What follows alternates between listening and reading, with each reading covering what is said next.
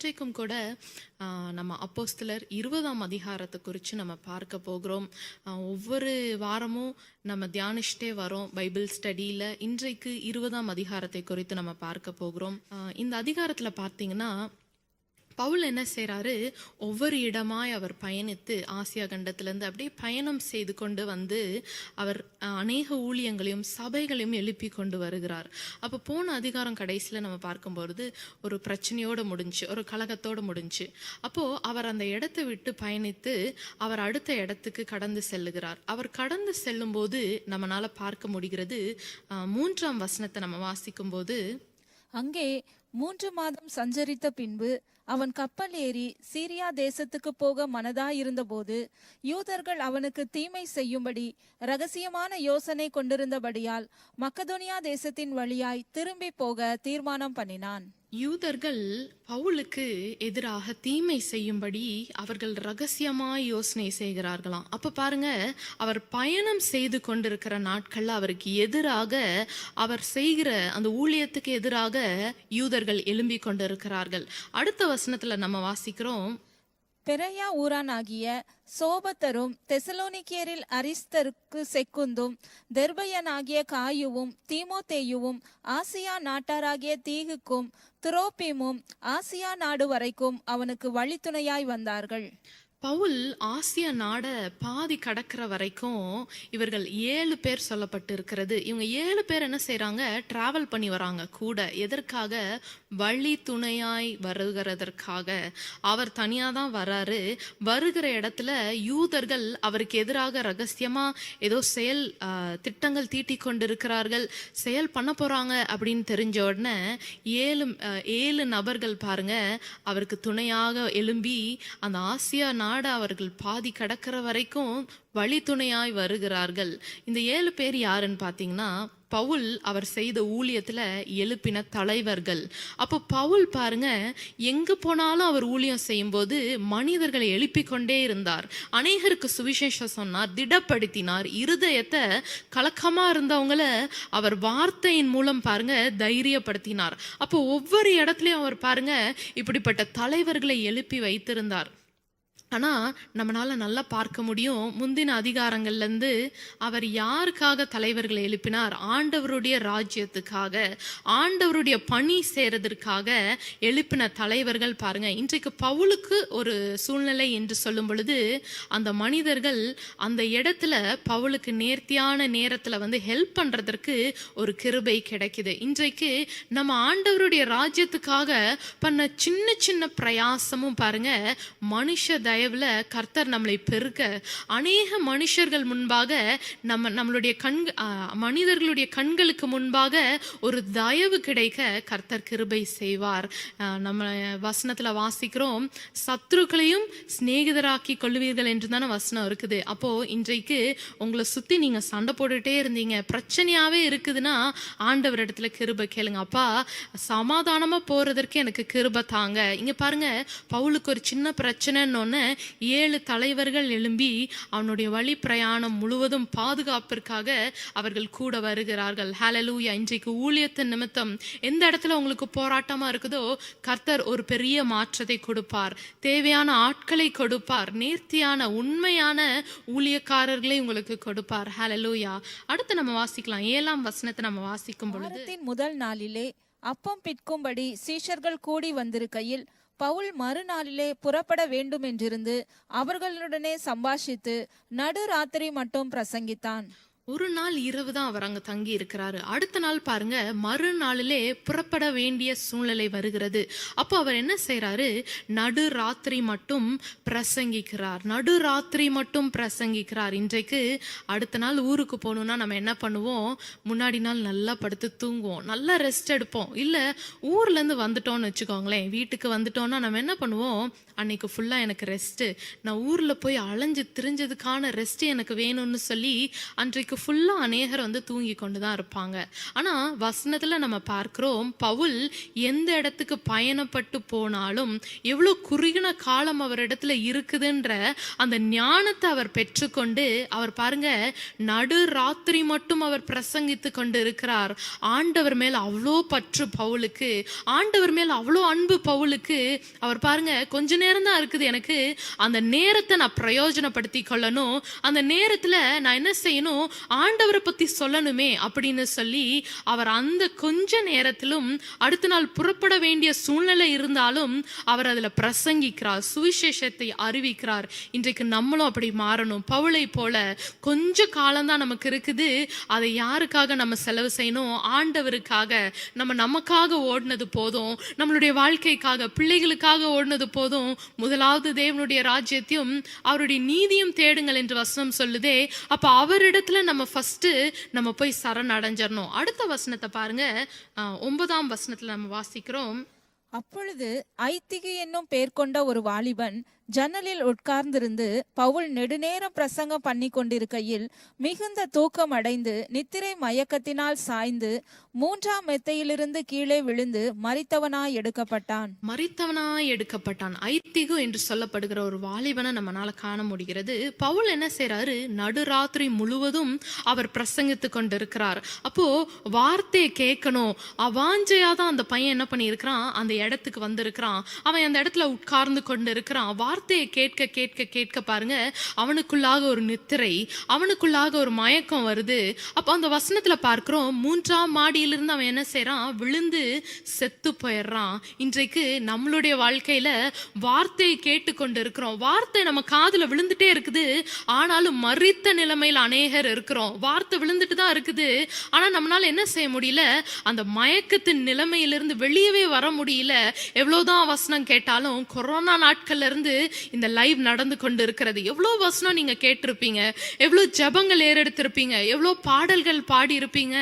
இன்னும் நம்மளால என்ன செய்ய முடியல, அந்த மரித்த நிலைமையிலிருந்து நம்மளால வர முடியல. ஏன்? அப்போ வசனத்துல சொல்லப்பட்டு இருக்கிறது, பவுல் பிரசங்கிக்கும் பொழுது அந்த ஐத்திகு மாடியிலிருந்து கீழே விழுந்து செத்துட்டானா. அப்ப அடுத்த வசனத்தை நம்ம பார்க்கிறோம், 10ஆம் வசனத்தை வாசிங்க.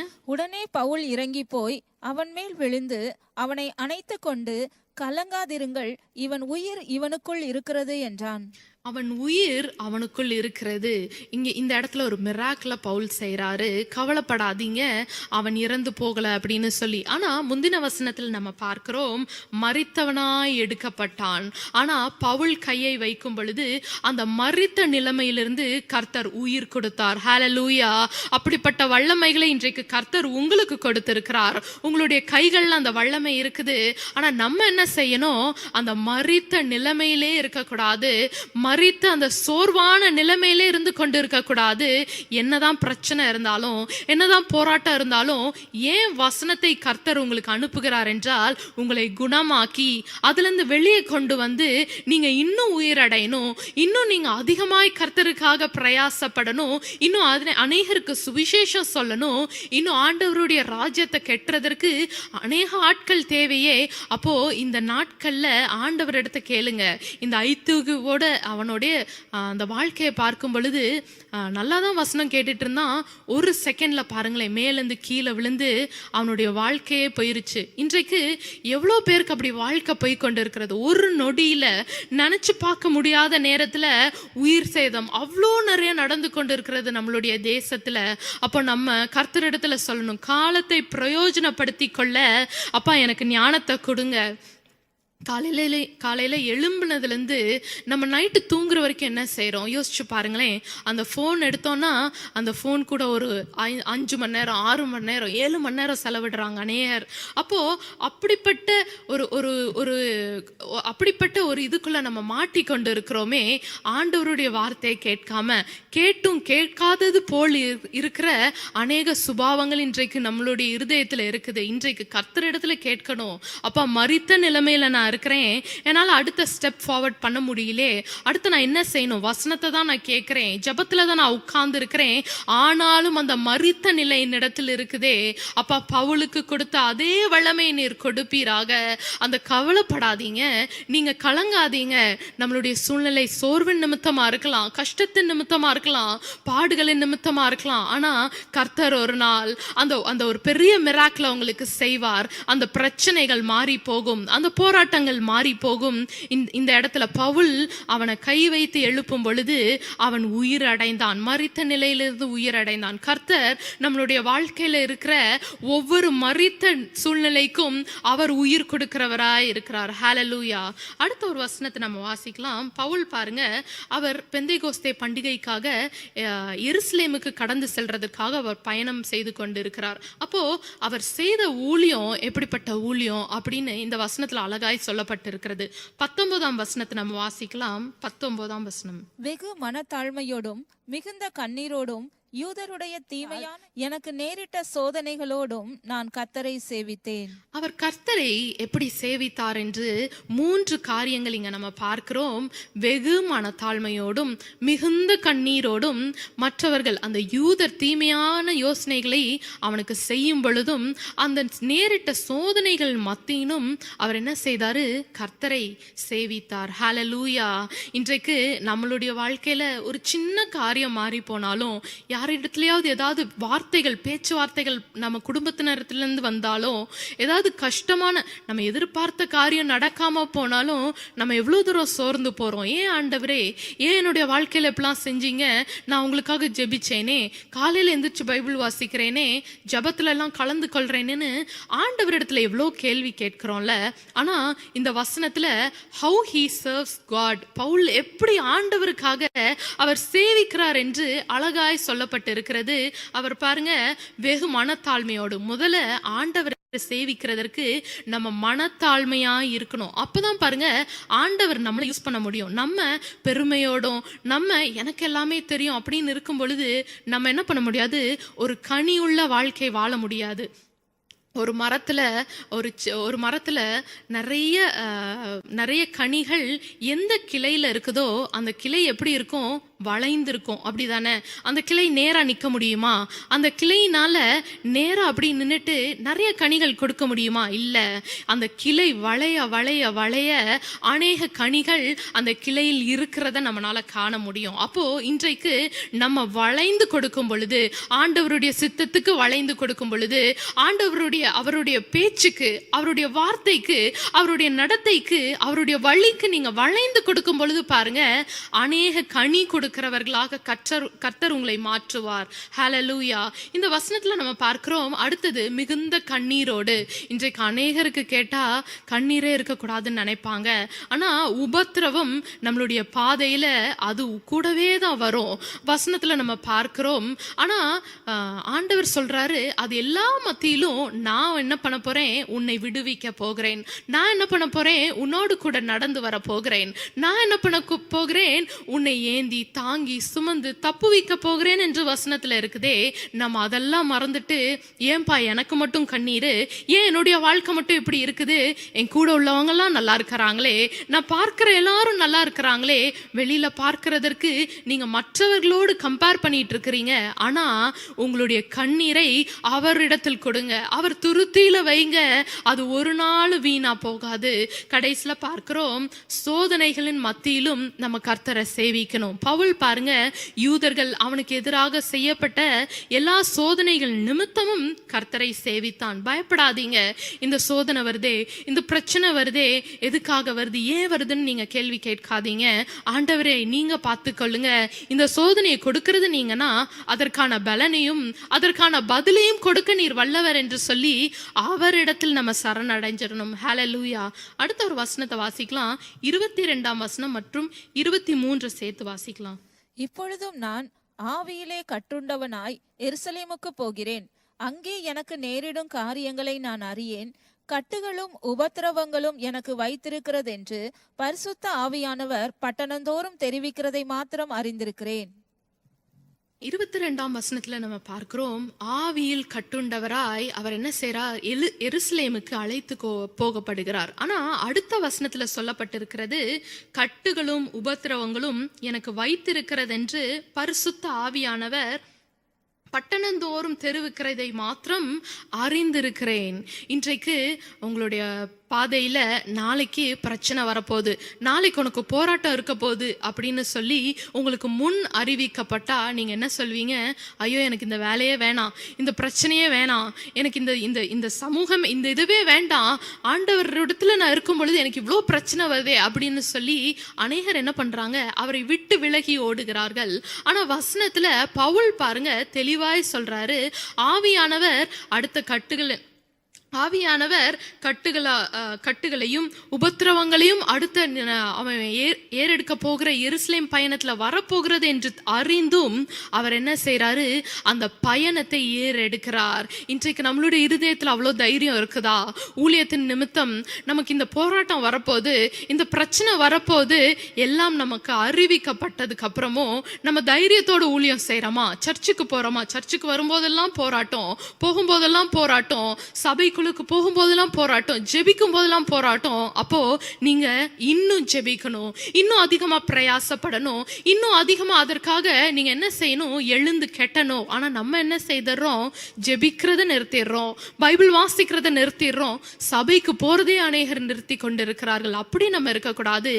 ஆவியானவரால் நம்ம கூட்டி கொண்டு போகும் பொழுது அவர் நம்மை நடத்துவார். அந்த இடத்துல நமக்கு எந்த தீங்கும் வராம அவர் காத்து கொள்வார். போகிற இடம் வேணா அழுகையின் பள்ளத்தாக்கு போல இருக்கும், ஆனா அதை முடிச்சு நம்ம வரும் பொழுது அங்க என்ன காத்து கொண்டிருக்கும் தெரியுமா? ஒரு நீரூற்றை கர்த்தர் வைத்திருப்பார். ஹல்லேலூயா! நீங்க விசுவாசிக்கிறீங்களா? இந்த பாதை நிரந்தரம் கிடையாது, இந்த சூழ்நிலை நிரந்தரம் கிடையாது, இந்த கட்டுகள், இந்த போராட்டம், இந்த கஷ்டம் எதுவுமே நிரந்தரம் கிடையாது. கண்டிப்பாக கர்த்தர் உங்களை நீரூற்றின் வழியாக நடத்தி கொண்டு போவார். அடுத்த ஒரு வசனத்தை 24ஆம் வசனத்துல நம்ம வாசிக்கலாம். அதுலதான் நான் எவ்வளவு உண்மையான கிறிஸ்தவனா இருக்கிறேன் என்று நம்மை நாமே சோதித்து அறியணும். அந்த வசனத்தை நீங்க எல்லாரும் சேர்ந்து வாசிங்க. வாசிக்கும் பொழுது உங்களை நீங்களே டெஸ்ட் பண்ணி பாருங்க.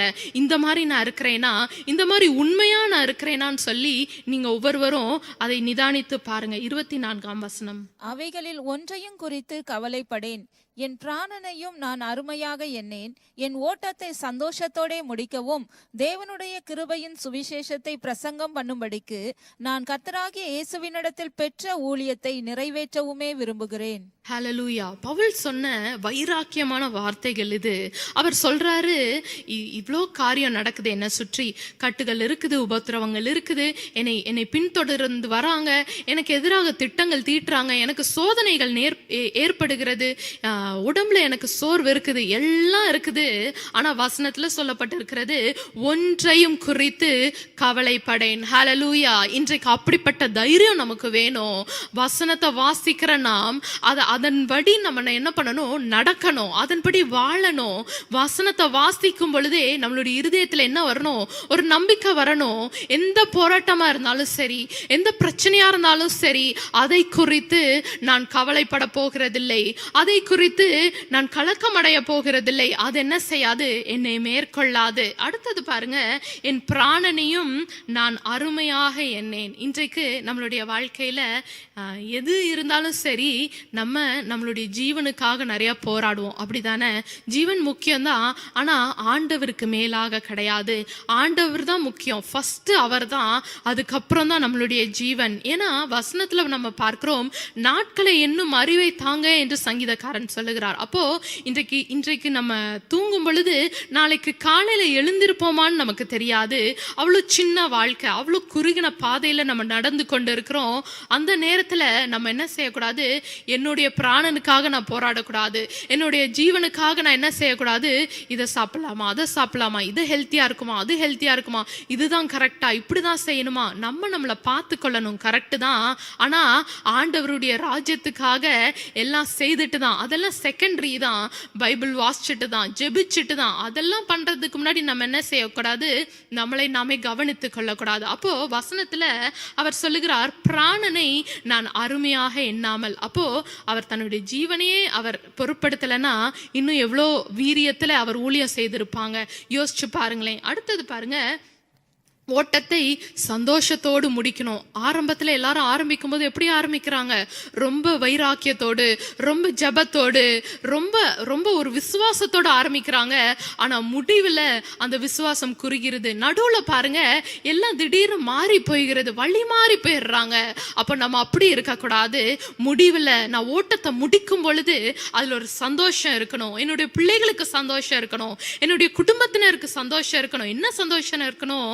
அடுத்த காரியத்துல பாருங்க, இயேசுவினிடத்தில் பெற்ற ஊழியத்தை நிறைவேற்றி முடிக்கணும். அவர் கொடுத்த ஊழியத்தை, அவர் உங்களை நம்பி கொடுத்த காரியத்தை நீங்க செய்து முடிக்கிறவர்களா இருக்கணும். அதை தட்டி போடாதீங்க. ஆண்டவர் உங்களுக்கு கொடுத்த அந்த ஆப்பர்ச்சுனிட்டியை தட்டிட்டே இருக்காதீங்க. என்றைக்காவது ஒரு நாள் அவர் நமக்கு கணக்கு கேட்பார். அதனால ரொம்ப ஜாக்கிரதையா இருங்க. அடுத்த வசனத்தை நம்ம வாசிக்கலாம். 28ஆம் வசனத்தை நம்ம வாசிக்கலாம். ஆகையால் உங்களை குறித்தும் தேவன் தம்முடைய சுய இரத்தத்தினாலே சம்பாதித்து கொண்ட தமது சபையை மேய்ப்பதற்கு பரிசுத்த ஆவி உங்களை கண்காணிகளாகிய வைத்த மந்தை முழுவதையும் குறித்து எச்சரிக்கையாயிருங்கள்.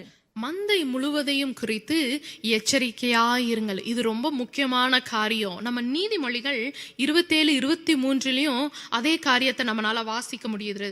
நீதிமொழிகள் 27, 23 உன் மந்தையின் நிலைமையை, உன் ஆடுகளின் நிலைமையை நன்றாய் அறிந்து கொள், உன் மந்தைகளின் மேல் கவனமாயிரு.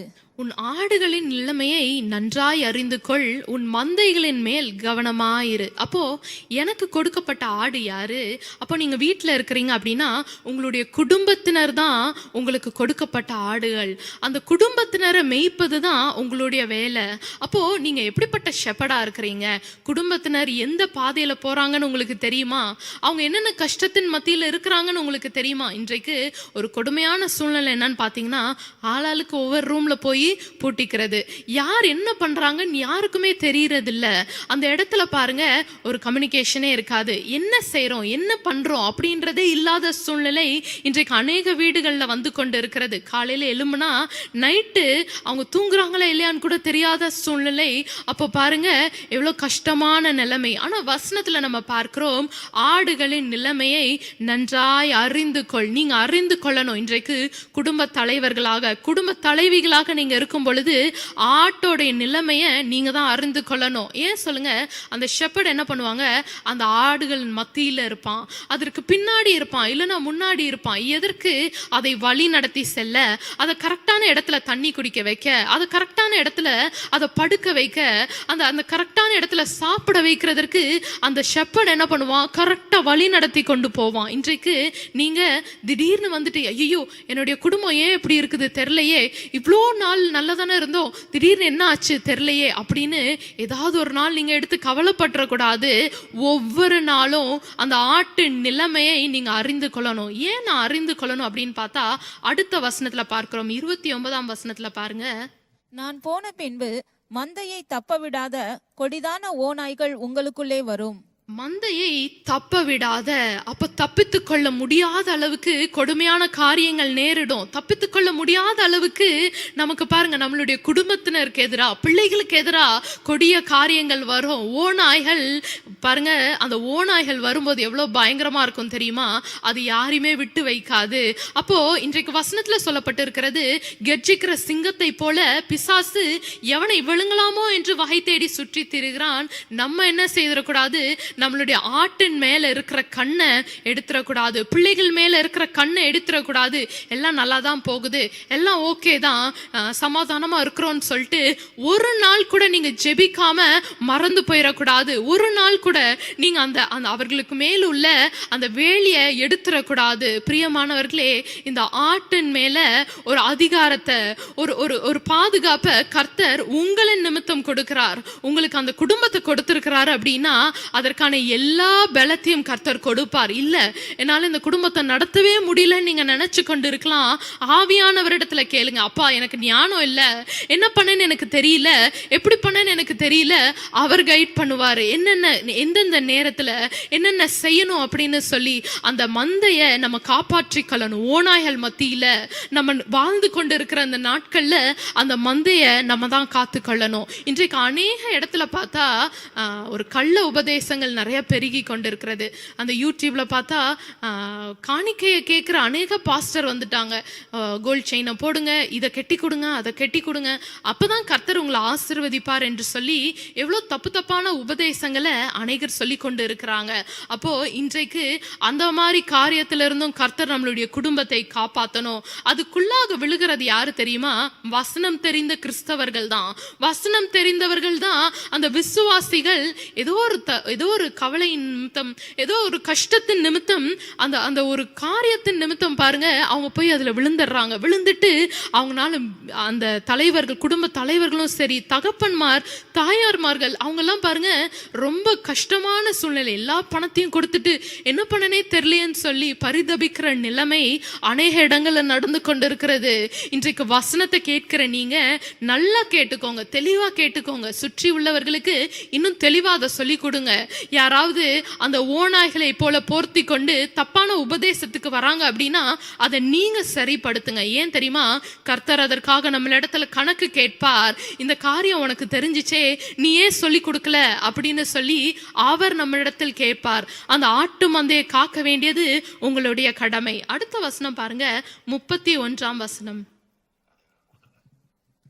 ஆனபடியினால் நான் 3 வருஷம் இரவும் பகலும் கண்ணீரோடே இடைவிடாமல் அவனுக்கு புத்தி சொல்லி கொண்டு வந்ததை நினைத்து விழித்திருங்கள். இப்போ இந்த நாட்கள்ல, கொரோனா நாட்கள்ல இருந்து நீங்க பார்க்கும் பொழுது டெய்லி உங்களுக்கு லைவ் மீட்டிங்ஸ் நடத்தப்படுது, அப்படிதானே? டெய்லி கர்த்தர் அவர் வார்த்தையை கொடுத்து உங்களை சந்திக்கிறார். மாமாவின் மூலமாக, அத்தையின் மூலமாக எவ்வளோ வார்த்தைகள் உங்களுக்கு கர்த்தர் கொடுத்தார், அப்படிதானே? அப்போ அந்த வார்த்தைகளை கேட்டும் இன்னும் நம்ம விழிக்காம இருக்கிறோம். அவ்வளோ வார்த்தைகள், அவ்வளோ ஜெபங்கள் நம்ம செய்தும் இன்னும் பாருங்க அந்த மரித்த சூழ்நிலையில நம்ம காணப்படுகிறோமே. ஏன் அதனால உங்களுக்கே தெரியாம கூட இருக்கலாம். திடீர்னு ஒரு போராட்டம் வந்துருச்சு, பிரச்சனை வந்துருச்சு, அதனால நான் வழி விலக்கி போயிட்டேன் நீங்க சொல்லலாம். பிரியமானவர்களே, இந்த வசனத்துல சொல்லப்பட்டிருக்கிறது, இரவும் பகலும் கண்ணீரோடு இடைவிடாமல் அவர் 3 வருஷம் செய்த காரியத்தை மறந்து போயிடாதீங்க, விழித்திருங்கள் என்று சொன்னதை இன்றைக்கு நீங்க நினைவு கூறுங்க. இந்த கொரோனா நாட்கள்ல இருந்து, இந்த ஜீசஸ் மீட்ஸ் மினிஸ்ட்ரீஸ்ல இருந்து உங்களுக்கு எவ்வளவு தேவைகளை கர்த்தர் சந்தித்திருப்பார். எவ்வளவு ஜெப குறிப்புகளை, எவ்வளவு ஜெபத்திற்காக கர்த்தர் உங்களை அந்த வைராக்கியத்தோடு ஜெபிக்கிறதற்கு அவர் எழுப்பி இருப்பார். எவ்வளவு வார்த்தைகளை கேட்கிறதற்கு, புதிய புதிய காரியங்கள் பைபிள்ல இருந்து நம்ம தெரிந்து கொள்ளுகிறதற்கு கர்த்தர் கிருபை பாராட்டி இருப்பார். அதெல்லாம் மறந்து போயிடாதீங்க. கர்த்தர் இடத்துல கேளுங்க, அப்பா நான் பைபிள் படிச்சுட்டு அதை மறந்து போய்கொண்டே இருக்கிறேனே, அதை ஞாபகப்படுத்துறதுக்கு கிருபை தாங்க. இருதயத்தின் பலகையில எழுதி வைக்கணும். அது சூழ்நிலைகள் வரும் பொழுது அது உங்களுக்கு ஹெல்ப் பண்ணும். ஹல்லேலூயா. இந்த வசனத்துல நம்ம பார்க்கிறோம், விழித்திருங்கள் என்று சொல்லப்பட்டு இருக்கிறது. அப்போ அநேகர் என்ன பண்றாங்க? வாசிக்கிறாங்க, ஜெபிக்கிறாங்க, சரி. ஆனா அடுத்த போராட்டம் வரும் பொழுது, சண்டை வரும் பொழுது அவங்க தான் ஃபர்ஸ்ட் போய் நிக்கிறாங்க. அப்போ ஆண்டவர் இடத்துல நம்ம கேட்கணும், விழித்திருக்கிறதுக்கு கிருபை தாங்கப்பா. என்னுடைய கண்கள், மனக்கண்கள் குருடாய் போய் கொண்டு இருக்கிறது. எவ்வளவு வசனம் கேட்டாலும் அந்த இருதயம் அடைக்கப்பட்ட இருதயமாவே இருக்குதே, ஒரு மனமாற்றம் இல்லையே, ஒரு சுபாவத்துல மாற்றம் இல்லையே. அப்படிப்பட்ட சுபாவம் நமக்கு இருக்கக்கூடாது, அப்படிப்பட்ட இருதயம் நமக்கு இருக்கக்கூடாது. ஆண்டவர் இடத்துல கேளுங்க, ஒரு விழிப்பை எனக்கு கொடுங்கப்பா, என்னுடைய கண்கள்ல ஒரு விழிப்புணர்வை கொடுப்பீராக என்று நம்ம கேட்க போகிறோம். அடுத்த ஒரு வசனத்தை நம்ம வாசிக்கலாம். 32ஆம் வசனம் கடைசியில மட்டும் வாசிக்கலாம். இப்பொழுதும் சகோதரரே, நீங்கள் பக்தி விருத்தி அடையவும் பரிசுத்தமாக்கப்பட்ட அனைவருக்குள்ளும் உங்களுக்கு சுதந்திரத்தை கொடுக்கவும் வல்லவராயிருக்கிற தேவனுக்கும் அவருடைய கிருபையுள்ள வசனத்துக்கும் உங்களை ஒப்பு கொடுக்கிறேன். அவருடைய கிருபையுள்ள வசனத்துக்கு ஒப்பு கொடுக்கிறார். ஹல்லேலூயா. இன்றைக்கு நம்மனால சில காரியங்களை செய்யவே முடியாது. நம்ம நினைச்சா கூட, எவ்வளவுதான் உங்களிடத்துல வில் பவர் இருந்தாலும் உங்களால செய்ய முடியாது. எவ்வளவுதான் நீங்க ஸ்ட்ராங்னு நீங்க உங்களை நினைச்சாலும் அது செய்யவே முடியாது. ஆனா அவருடைய கிருபையின் வசனத்துக்கு நீங்க உங்களை ஒப்பு கொடுக்கும் பொழுது கர்த்தர் உங்களின் மூலமாக ஒரு பெரிய மாற்றத்தை செய்வார். நீங்க நினைக்கலாம், இவ்வளோ நான் பைபிள் சொல்லி கொடுத்தனே என் பிள்ளைக்கு, இவ்வளோ வசனங்கள் சொல்லி கொடுத்துருக்கிறேனே, ஆனாலும் அவன் வழி தப்பிட்டானேன்னு நீங்க நினைக்கலாம். ஆனா நீங்க ஒரு காரியம் பண்ணுங்க, வசனத்துக்கு அவனை ஒப்பு கொடுத்துருங்க. அந்த பிள்ளைய நீங்க வசனத்துக்கு ஒப்பு கொடுத்துருங்க, கர்த்தர் அதை பார்த்து கொள்வார். விதைக்கிறது உங்களுடைய வேலை. கர்த்தர் அவனை ஒரு கனி தருகிற விருட்சமாக, ஒரு கனி தருகிற பிள்ளையாக மாற்றி கொடுப்பார். அடுத்த 33 மற்றும் 34ஆம் வசனத்தை நம்ம வாசிக்கலாமா? ஒருவனுடைய வெள்ளியையாகிலும் பொன்னையாகிலும் வஸ்திரத்தையாகிலும் நான் இச்சிக்கவில்லை. நீங்கள் அறிந்திருக்கிறபடி எனக்கும் என்னுடனே கூட இருந்தவர்களுக்கும் வேண்டியவைகளுக்காக இந்த கைகளே வேலை செய்தது. ஹalleluya. இந்த கைகளையே வேலை செய்தது. எவ்வளோ ஒரு பெரிய ஒரு காரியம் பாருங்களேன்.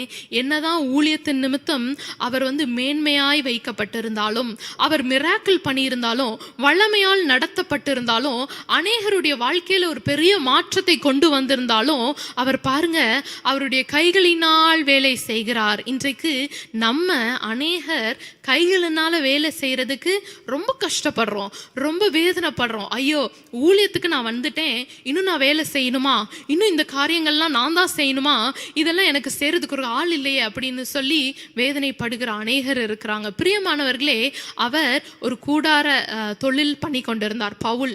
அப்போ நம்ம 18ஆம் அதிகாரத்துல பார்க்கிறோம், ஆக்கிலாவும் பிரிஸ்கில்லாவும் பார்க்கும் பொழுது அவர் என்ன செய்தார், அவர் அவர்களுக்கு போதித்தார்.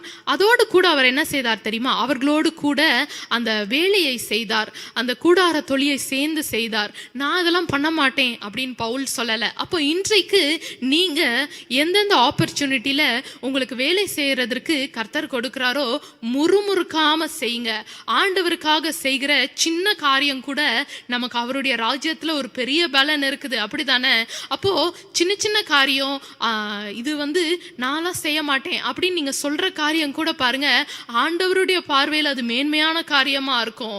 அப்ப நீங்க ரொம்ப ஞானத்தோடு கேர்ஃபுல்லா அந்த ஊழியத்தின் நிமித்தம் நீங்க பண்ணும்போது ரொம்ப ஜாக்கிரதையோடு இருக்கணும். அடுத்த பாருங்க, அவர் வேலை செய்தது எதற்காக அப்படின்னு நம்ம பார்க்கலாம். 35ஆம் வசனம். இப்படி பிரயாசப்பட்டு பலவீனரை தாங்கவும் வாங்குகிறதை பார்க்கிலும் கொடுக்கிறதே பாக்கியம் என்று கர்த்தராகிய இயேசு சொன்ன வார்த்தைகளை நினைக்கவும் வேண்டும் என்று எல்லா விதத்திலேயும் உங்களுக்கு காண்பித்தேன் என்றான். ஹalleluya. அவர் கற்பிக்கிறவர் மட்டும் கிடையாது, போதிக்கிறவர் மட்டும் கிடையாது, தன்னுடைய வாழ்க்கையில அந்த வாழ்க்கை முறையில காண்பித்து கொடுக்கிறவராய் இருக்கிறார். ஹalleluya.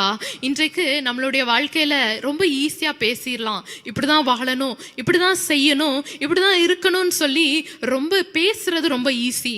ஆனா வாழ்ந்து காட்டுறது அது ரொம்ப கடினம், அதை ஃபாலோ பண்றது ரொம்ப கடினம். அப்போ பவுல் பாருங்க, தான் பேசின ஒவ்வொரு காரியமும், தான் போதித்த ஒவ்வொரு காரியத்தின் நிமித்தமும் அவர் அதை செய்து கொண்டே வந்தார். ஒரு காரியம் கூட அவர் சொல்லி அவர் செய்யாம போனது கிடையாது. இந்த வசனத்துல நம்ம பார்க்கிறோம், அவர் பிரயாசப்பட்டது எதற்கு என்றால் பலவீனரை தாங்கவும் வாங்குகிறதை பார்க்கிலும் கொடுக்கிறதே பாக்கியம் என்று சொல்லப்படுகிற அந்த பாக்கியத்தின் நிமித்தம். ஹalleluya. இன்றைக்கு கர்த்தர் நம்மளை எவ்வளோ ஆசீர்வதித்திருக்கிறார், எவ்வளோ பணத்தின் நிமித்தம், எவ்வளோ பொருளாதாரத்தின் நிமித்தம் அவர் உங்களை ஆசீர்வதித்திருக்கிறாரே. நம்மளால பலவீனரை தாங்கிறதற்கு இருதயம் வரமாட்டேங்குது. திக்கற்றவர்களையும் அப்பா விதவைகளையும் கர்த்தர் கவனிக்கணும் என்று சொல்லி இருக்கிறாரே. அப்படிப்பட்ட ஒரு இருதயம் நமக்கு இருக்க மாட்டேங்குது. நம்ம என்ன செய்யறோம் தெரியுமா, இன்னும் எனக்கு தான் வேணும், இன்னும் அதிகமா எனக்கு தான் வேணும், நான் என்னுடைய வீடை கட்டிக்கணும், என்னுடைய பிள்ளைகளுடைய ஃபியூச்சரை நான் தான் செக்யூர் பண்ணணும் அப்படின்னு சொல்லி நம்மளுடைய ஓட்டத்துக்கே ஓடிக்கொண்டு இருக்கிறோம். ஒரு வசனத்தை நம்ம வாசிக்கலாமா? ஆகாய் 1:9 வசனம். ஆகாய் 1:9. அதிகமாய் வருமென்று நீங்கள் எதிர்பார்த்திருந்தும் இதோ கொஞ்சம் கிடைத்தது. நீங்கள் அறுத்து வீட்டுக்கு கொண்டு வந்தும் நான் அதை ஊதி போடுகிறேன். எது நிமித்தம் என்றால், என் வீடு பாழாய் கிடக்கும்போது நீங்கள் எல்லாரும் அவனவன் தன் தன் வீட்டிற்கு ஓடி போகிறீர்களே, இது நிமித்தமே என்று சேனைகளின் கர்த்தர் சொல்லுகிறார். இந்த இடத்துல நம்ம பார்க்கிறோம், நம்ம அப்போஸ்தலர் 20ஆம் அதிகாரத்துல பவுல் என்ன செய்யறாரு, வேலை செய்கிறாரு. ஆனா யாருக்காக வேலை செய்கிறார்? அவர் மற்றவர்களுக்கு கொடுக்கிறதற்காக, பலவீனரை தாங்குவதற்காக, திக்கற்ற பிள்ளைகளுக்கு அவர் உதவி செய்கிறதற்காக, உடன் ஊழியர்களுக்காக அவர் என்ன செய்யறாரு, தங்களுடைய தேவைகளை பூர்த்தி செய்து கொள்கிறதற்காக அவர் ஊழியம் செய்கிறாரு. அவர் தன்னுடைய கைகளினால அந்த வேலையும் கூட சேர்த்து செய்கிறார். ஆனா நம்ம என்ன செய்யறோம் தெரியுமா, இன்னும் எனக்கு அதிகமா வேணும், ஆண்டவருடைய ராஜ்யம், அவருடைய ஆலயம் பாழாய் கிடக்கும் போது நம்ம அதை கண்டுக்காம ஜெபிக்கிறதற்கு உங்களை சர்ச்ல கூப்பிட்டு இருக்கலாம், பாட்டு பாடுறதுக்கு கூப்பிட்டு இருக்கலாம், ஏதோ சின்ன காரியத்துக்காக கூப்பிட்டு இருக்கலாம். ஆனா நீங்க என்ன பண்ணுவீங்க, எனக்கு இதே படிக்கிறதுக்கே நேரம் சரியா இருக்குது, எனக்கு வீட்டு வேலையே சரியா இருக்குது, வேலையே சரியா இருக்குதுன்னு சொல்லி அதை உதறிட்டு நீங்க தன் வீடுகள் கெட்டுறதற்கு, தன்னுடைய ராஜ்யத்தையே கெட்டுறதற்கு அநேகர் பிரயாசப்பட்டு கொண்டு இருக்கிற பார்க்கிறீர்கள். ஆனா இந்த வசனத்துல சொல்லப்பட்டிருக்கிறது அதிகமாய் வரும்னு நீங்க நினைக்கிறீங்களே, ஆனா கொஞ்சம் தான் வருதே. ஏன் தெரியுமா? நமக்கு வசனம் சொல்லப்பட்டிருக்கிறது, முதலாவது தேவனுடைய ராஜ்யத்தையும் அவருடைய நீதியும் தேடுங்கள், இவைகள் எல்லாம் கூட கொடுக்கப்படும். நம்ம என்ன பண்றோம்? மாத்தி பண்றோம். நம்ம இது எல்லாத்தையும் தேடி தேடி தேடி ஒவ்வொரு நாளும் அலைந்து கொண்டு இருக்கிறோம். அப்போ அதிகமா வருதுன்னு நான் நினைச்சேனே, ஆனா கம்மியா வருதேன்னு சொல்லி நம்ம தான் என்ன பண்றோம்? ஏமாந்து போயிடுறோம். பிரியமானவர்களே, ஆண்டவருடைய ஆலயம் பாழாய் கிடக்கும் பொழுது அந்த ஆலயத்தை கெட்டுறதற்கு நம்ம பிரயாசப்படணும். நெகேமியா என்ன செய்தார்? அவர் சேஃபா இருக்கும் பொழுதும் தன்னுடைய யூதர்களின் அந்த செய்தியை விசாரித்து அந்த அலகம் இடிக்கப்பட்டது அவர் கேள்விப்பட்டு அழுது புலம்பி ஜெபித்தார். இன்றைக்கு நீங்க அப்படி விசாரித்து ஆண்டவரிடத்துல விசாரிக்கணும். அப்பா, இன்றைக்கு எதற்காக நான் ஜெபிக்கணும்? இன்னைக்கு என்ன தேவை இருக்குது உங்களுக்கு? இன்னைக்கு என்ன காரியம், என்ன நிமித்தம் நீங்க செய்ய போறீங்க? உங்களுடைய சித்தம் என்ன? நான் என்னென்ன செய்யணும் சொல்லுங்கப்பா அப்படின்னு சொல்லி நம்ம ஆண்டவரிடத்துல கேட்டு அந்த டேவை பிளான் பண்ணணும். நம்மளுடைய டேவை பிளான் பண்ணிட்டு நம்ம என்ன செய்வோம் தெரியுமா? ஒரு 5 நிமிஷம் ஜெபிக்கலாம், ஒரு 2 நிமிஷம் பைபிள் வாசிக்கலாம், போற வேகத்துல ஒரு சங்கீதம் வாசிச்சிடலாம் அப்படின்னு சொல்லி ஆண்டவரையும் அவருடைய காரியத்தையும் நம்ம நடுவுல கொண்டு வரோம். பிரியமானவர்களே, முதலாவது தேவனுடைய ராஜ்யம். ஹல்லேலூயா. நம்ம ஜெபிக்கலாமா? அப்பா பிதாவே, உம்மை நன்றியோடு ஸ்தோத்திரிக்கிறோம், துதிக்கிறோம் அப்பா. அப்பா, அப்போஸ்தலர் 20 நீங்க சொல்லி கொடுத்த காரியங்களுக்காக நன்றி தகப்பனே. அப்பா, எங்களுடைய இருதயத்தை மாற்றி போடுங்கப்பா. அப்பா, கோணலான வழியில நாங்க நடந்து கொண்டு இருக்கிறோம், தெரிஞ்சும் நடந்து கொண்டு இருக்கிறோம் அப்பா. அப்பா, எங்களை மன்னிப்பீராக, எங்களை கூட்டி சேர்ப்பீராக ராஜா. அப்பா, பவுல் சொன்னது போல சேவிக்கிறதற்கு எந்த சோதனை வந்தாலும் சரி, எந்த கண்ணீர் வந்தாலும் சரி, எந்த பிரச்சனைகள் வந்தாலும் சரி அப்பா, உம்மையே நோக்கி பார்க்கிற அந்த இருதயத்தை கொடுங்க, உம்மையே நோக்கி பார்க்கிற கண்களை கொடுப்பீராக தகப்பனே. அப்பா, எங்களுடைய வாழ்க்கையில உம்மை சேவிக்கிறதற்கு இன்னும் அதிக சான்சஸ் கொடுங்கப்பா. கொஞ்ச காலத்தை நாங்க வாழ போறோம், உமக்காய் வாழணும், உம்முடைய ராஜ்யத்தை கெட்டுவதற்காய் வாழணும் ராஜா. அப்படிப்பட்ட இருதயத்தை எங்களுக்கு கொடுங்க தகப்பனே. அப்பா, என்னுடைய வீட்டுக்காக நான் ஓடினது போதும், என்னுடைய குடும்பத்துக்காக நான் ஓடினது போதும், உம்முடைய ராஜ்யம் கெட்டப்படணும் அப்பா. இன்னும் அநேகர்களுக்கு நான் சுவிசேஷத்தை அறிவிக்கணும், இன்னும் அநேக மக்களுக்கு நான் செய்தி சொல்லணுமே, இயேசுவை பத்தி சொல்லணுமே அப்பா. அப்படிப்பட்ட ஒரு ஞானத்தை கொடுங்க, அப்படிப்பட்ட இருதயத்தை கொடுங்க. இன்னும் நிறைய ஆப்பர்ச்சுனிட்டிஸ் எனக்கு கொடுங்கப்பா. நீங்க கைகளை உயர்த்தி கேளுங்க, இன்னும் நிறைய ஆப்பர்ச்சுனிட்டிஸ் கொடுங்கப்பா. இது பத்தாது, இன்னும் அநேக பேருக்கு நான் சுவிசேஷம் சொல்லணும் அப்பா. என்னை நம்பி நீங்க கொடுங்கப்பா, நான் கண்டிப்பா அதை செய்து கொடுப்பேன் என்று சொல்லுங்க அப்பா. நீங்க இந்த பிள்ளைகளுக்காக அப்பா நீங்க வைத்திருக்கிற திட்டத்தை, அந்த சித்தத்தை நீங்க சொல்லிக் கொடுப்பீராக தகப்பனே. அதே போல அப்பா, பவுல் செய்த காரியம், தன்னுடைய கையின் பிரயாசத்தின் நிமித்தம் திக்கற்றவர்களுக்கும் பலவீனருக்கும் அவர் கொடுத்தாரே, அப்படிப்பட்ட ஒரு இருதயத்தை எங்களுக்கு கொடுங்கப்பா. எங்களுடைய கைகளினால மற்றவர்களுக்கு கொடுக்க எங்களுக்கு ஆசீர்வதிங்கப்பா. இன்னும் அதிகமாய் கொடுக்கணும் நாங்க அப்ப. எங்களுடைய வீட்டை கட்டினது போதும், எங்களுடைய ராஜ்யத்தை பார்த்தது போதும், பிள்ளைகளை பார்த்தது போதும் அப்ப. மற்றவர்கள் எங்களை நம்பி நீங்க கொடுத்த சுற்றி உள்ள திக்கற்றவர்களையும் விதவைகளையும் பார்க்கிறதற்கு எங்களுடைய கண்கள் பாயட்டும் அப்பா. அப்படிப்பட்ட மனக்கண்கள் அப்ப எங்களுக்கு கொடுப்பீராக தகப்பனே. அதே போல ராஜா, பவுலை போல அப்ப தைரியத்தோடு பிரசங்கிக்க, தைரியத்தோடு சுவிசேஷம் சொல்ல, தைரியத்தோடு நாங்க இருக்க கிருபை தாங்க ராஜா. இயேசு நாமத்தில் ஜெபிக்கிறோம் அப்பா, ஜீவனுள்ள நல்ல பிதாவே, ஆமென். ஜீவனை தியாக